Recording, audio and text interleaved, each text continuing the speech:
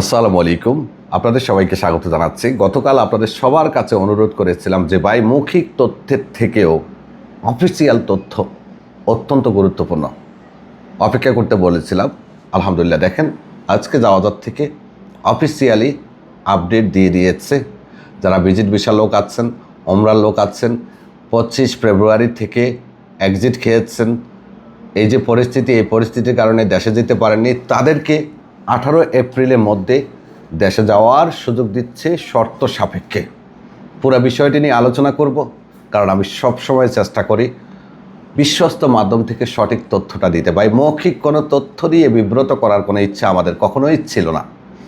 চলুন এখানে তবে একটা জিনিস খেয়াল রাখবেন, হয়তো আপনাদেরকে যে তথ্যটা দিয়েছে যে সবার মেয়াদ গণহারে বেড়ে যাবে, বিষয়টা এমন নয়। মেয়াদ কিন্তু আপনাকে বাড়াতে হবে। একেবারে নিচের লাইনে খেয়াল করুন, স্পষ্ট লেখা আছে, ইংরেজিটাও দিলাম, আরবিটাও দিলাম। এখানে যেটা বলা হচ্ছে 25 ফেব্রুয়ারি তারিখ হতে, ফেব্রুয়ারির 25 তারিখ হতে যে সমস্ত ভিজিট ভিসাদারী, ওমরা ভিসাদারী অথবা ফাইনাল এক্সিট খেয়েছে এমন লোক বর্তমান পরিস্থিতির কারণে সৌদি আরব থেকে দেশে যেতে পারেননি, মেয়াদও বাড়াতে পারেননি, তারা 18 এপ্রিল 2026 এই তারিখের আগে সৌদি আরব থেকে কোনো জরিমানা ছাড়া দেশে চলে যেতে পারবে। এটা হলো যারা মেয়াদ বাড়াতে পারেননি। কেমন?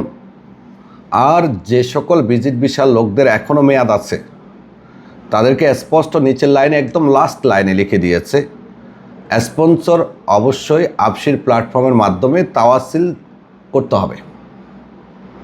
ভিজিট ভিসায় যারা আছেন, যাদের মেয়াদ আছে, তাদেরকে তাওয়াসিল করতে হবে আবশিরের মাধ্যমে, বা আমরা আবশিরের মাধ্যমে মেয়াদ বাড়ানোর যে প্রক্রিয়া বলি সেটাকে তাওয়াসিল বলে। তো আপনাকে যেটা করতে হবে, তাওয়াসিল করতে হবে।